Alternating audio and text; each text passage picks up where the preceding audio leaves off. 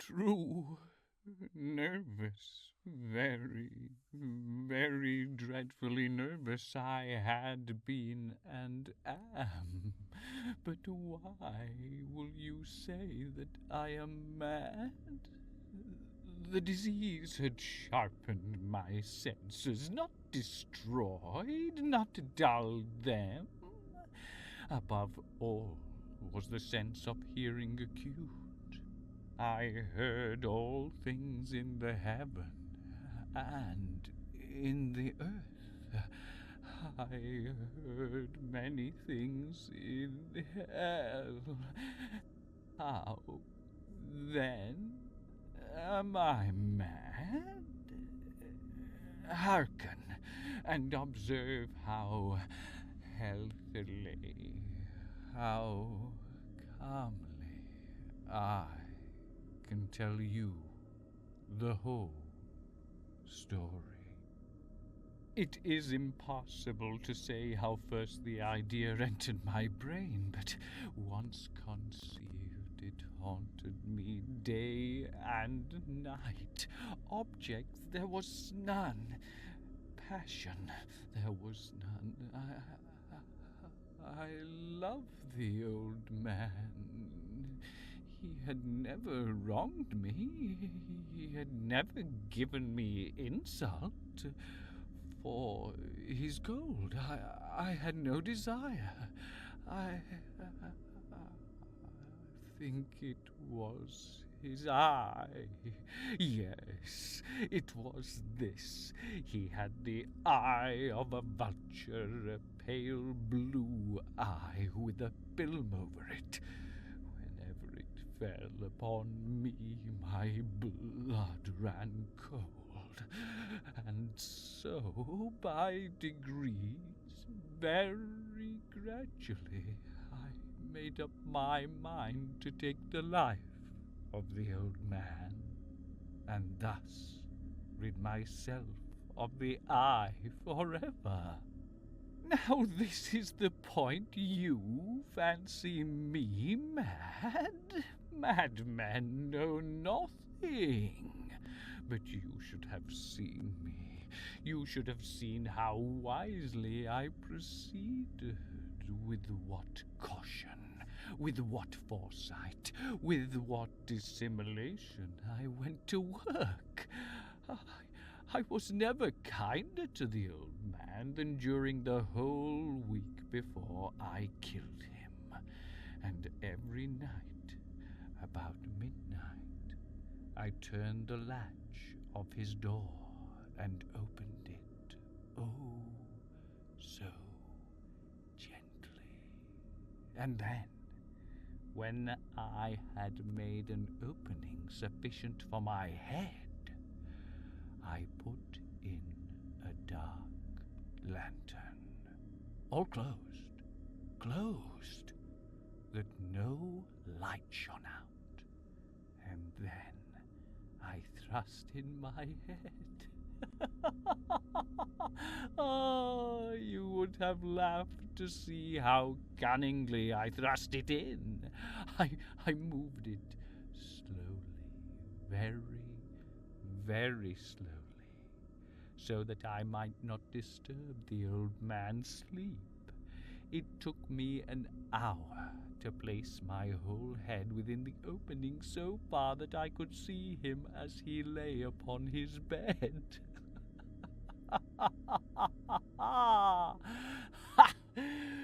Would a madman have been so wise as this?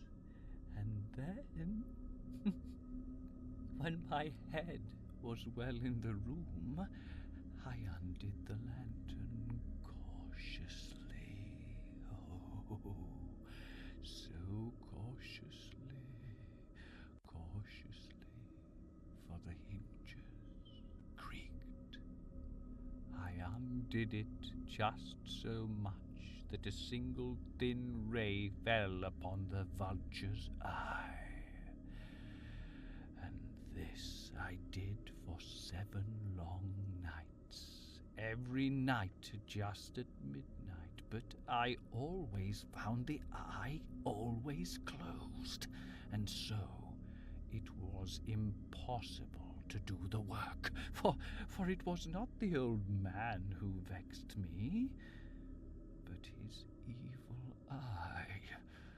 And every morning, when the day broke, I went boldly into the chamber and spoke courageously to him, calling him by name in a hearty tone, and inquiring how he had passed the night. So you see, he would have been a very profound old man indeed to suspect that every night, just at 12, I looked in upon him while he slept. Upon the 8th night, I was more than usually cautious in opening the door. A watcher's minute hand moves more quickly than did mine. Never before that night had I felt the extent of my own powers, of my sagacity.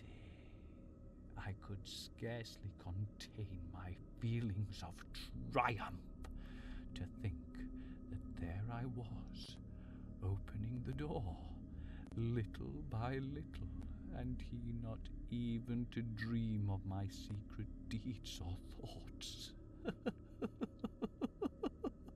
I fairly chuckled at the idea, and perhaps he heard me, for he moved on the bed suddenly, as if startled. Now you may think I drew back, but no. His room was black as pitch with the thick darkness, for the shutters were closed, fastened through fear of robbers, and so I knew that he could not see the opening of the door, and I kept pushing it on steadily. I had my head in and was about to open the lantern when my thumb slipped on the tin fastening, and the old man sprang up in the bed, crying out, "Who's there?" I kept quite still and said nothing. For a whole hour I did not move a muscle, and in the meantime I did not hear him lie down. He was still sitting up in the bed listening, just as I have done, night after night, hearkening to the death watchers in the wall. Presently I heard a slight groan, and I knew it was the groan of mortal terror.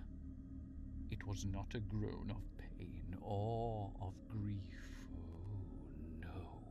It was the low, stifled sound that arises from the bottom of the soul when overcharged with awe. I knew the sound well. Many a night, just at midnight, when all the world slept, it had welled up from my own bosom, deepening with its dreadful echo the terrors that distracted me. I say I knew it well. I knew what the old man felt and pitied him. Although I chuckled at heart, I knew that he had been lying awake ever since the first slight noise when he had turned in the bed. His fears had been ever since growing upon him. He had been trying to fancy them causeless, but could not. He had been saying to himself, "It's nothing but the wind in the chimney. It is only a mouse crossing the floor, or it is merely a cricket which has made a single chirp." Yes, he had been trying to comfort himself with these suppositions, but he had found all in vain, because death, in approaching him, had stalked with his black shadow before him and enveloped the victim. And it was the mournful influence of the unperceived shadow that caused him to feel, although he neither saw nor heard, to feel the presence of my head within the room. When I had waited a long time, very patiently, without hearing him lie down, I resolved to open a very, very little crevice in the lantern. So I opened it. You cannot imagine how stealthily, until, at length, a simple, dim ray, like the thread of a spider, shot out the crevice and fell upon the vulture's eye. It was wide open, and I grew furious as I gazed upon it. I saw it with perfect distinctiveness, all a dull blue, with a hideous veil over it that chilled the very marrow in my bones. But I could see nothing else of the old man's face or person, for I had directed the ray as if by instinct precisely upon the damned spot. And had I not told you that what you mistake for madness is but over-acuteness of the senses? Now, I say, there came to my ears a low, dull, quick sound, such as a watch makes when enveloped in cotton. I knew that sound well, too. It was the beating of the old man's heart. It increased my fury as the beating of a drum stimulates the soldier into courage. But even yet I refrained and kept still. I scarcely breathed. I held the lantern motionless. I tried how steadily I could maintain the ray upon the eye. Meantime, the hellish tattoo of the heart increased.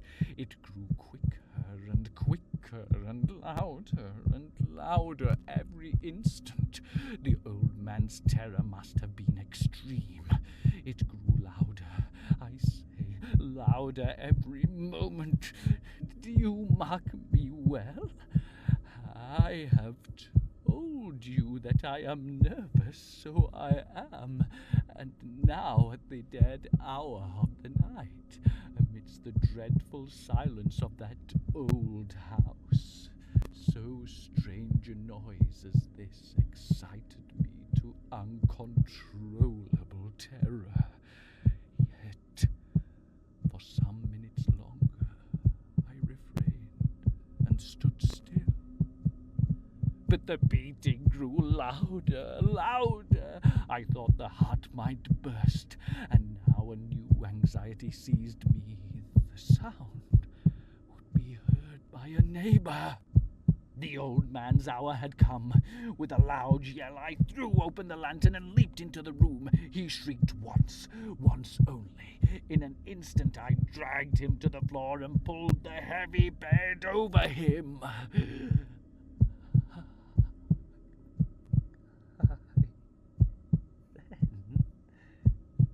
Smiled gaily to find the deed so far done.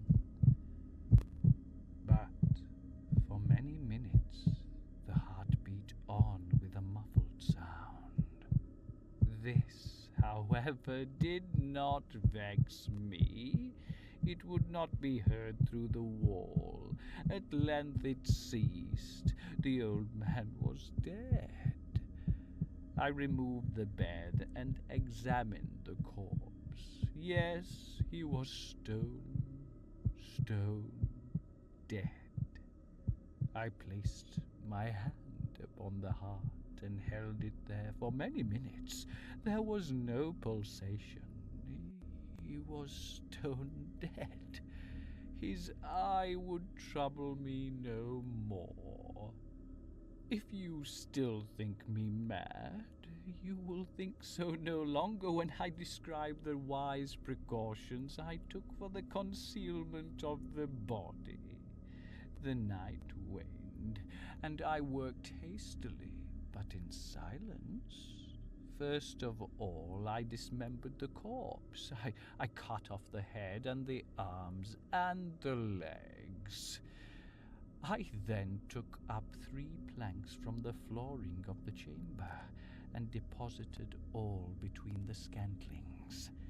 I then replaced the boards so cleverly, so cunningly, that no human eye, not even his, could have detected anything was wrong. There was nothing to wash out, no stain of any kind, no blood spot whatsoever. I had been too wary for that. A tub had caught all.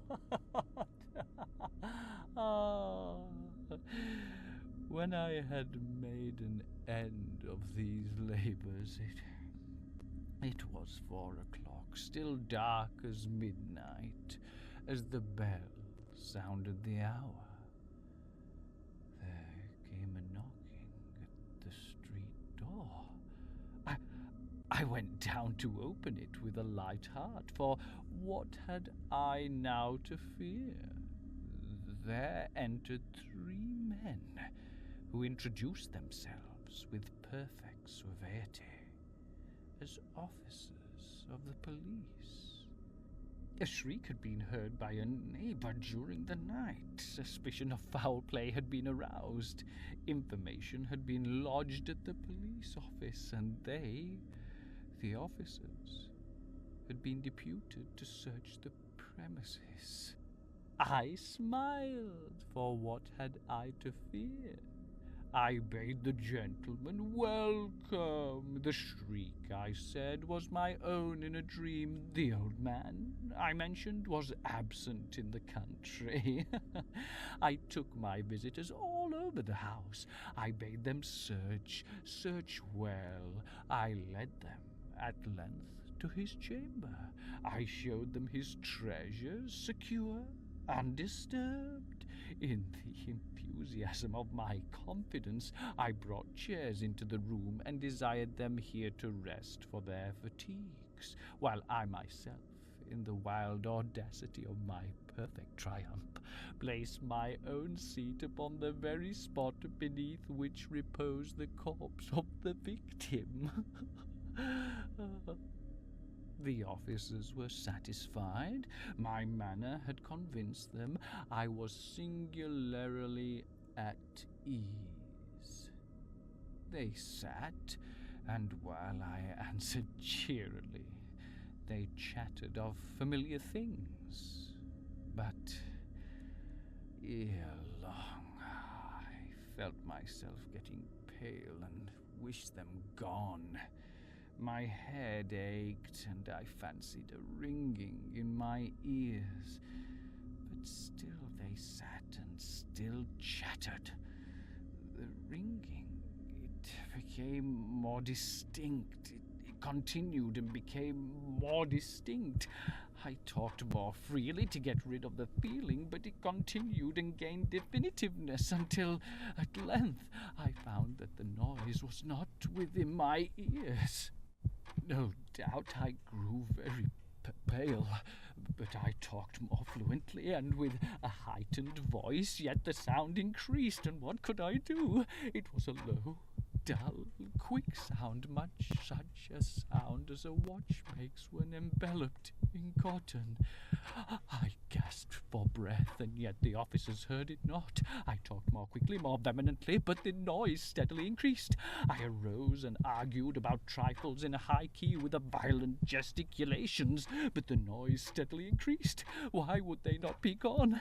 I paced the floor to and fro with heavy strides, as if excited to fury by the observations of the men, but the noise steadily increased. Oh, God, what could I do? I foamed, I raved, I swore, I swung the chair upon which I had been sitting and grated it upon the boards, but the noise arose over all and continually increased. It grew louder, louder, louder, and still the man chattered pleasantly and smiled. Was it possible they heard not? Almighty God, no, no, they heard, they suspected, they knew. They were making a mockery of my horror. This I thought, and this I think, but anything was better than this agony. Anything was more tolerable than this derision. I could bear those hypocritical smiles no longer. I felt that I must scream or die. And now again, hark, hark, louder, louder, louder. Villains, I shrieked, dissemble no more. I admit the deed. Tear up the planks. Here, here. It is the beating of his hideous heart.